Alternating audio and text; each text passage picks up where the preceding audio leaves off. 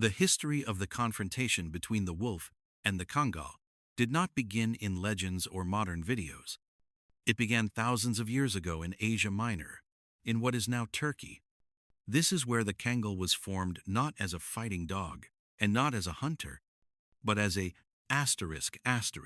livestock guardian created for one specific enemy, the wolf. In the Sivas region, wolves were for centuries the main threat to livestock. Weapons were scarce, people were few, and flocks numbered in the hundreds. What was needed was an animal capable of working independently without human commands.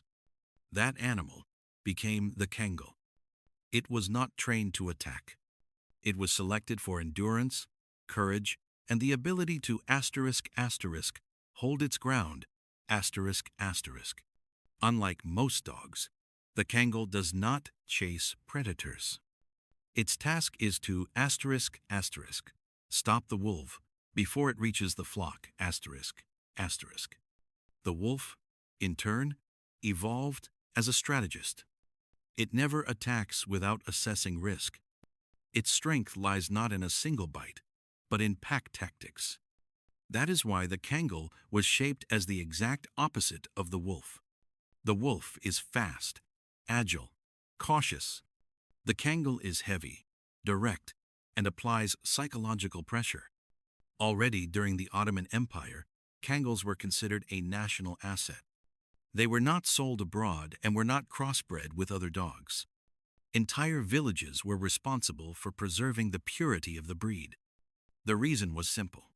The Kangal was the only truly effective means of protecting flocks from wolves. Historical observations by shepherds show that in most cases, wolves retreated before any physical contact occurred.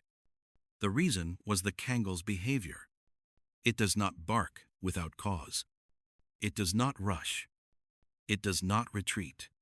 A straight posture, a raised head, a slow step forward. For a wolf, this is a clear signal. The risk is too high. If contact did occur, the Kangal acted decisively but briefly. Its goal was not to kill, but to break the initiative. A wolf, unlike a dog, does not fight to the end. An injured wolf is a dead wolf. That is why it withdraws as soon as the chance of success drops. This is what made the Kangal effective. Not raw strength, but psychological dominance. In the 20th century, when Kangals began to be used outside Turkey, in Africa, the United States, and the Balkans, the result was the same. Predator attacks decreased, without the need to exterminate wolves. This confirmed the core principle. The Kangal does not eliminate the wolf as a species. It stops it locally. Historically, they are not enemies. They are two evolutionary responses to the same environment.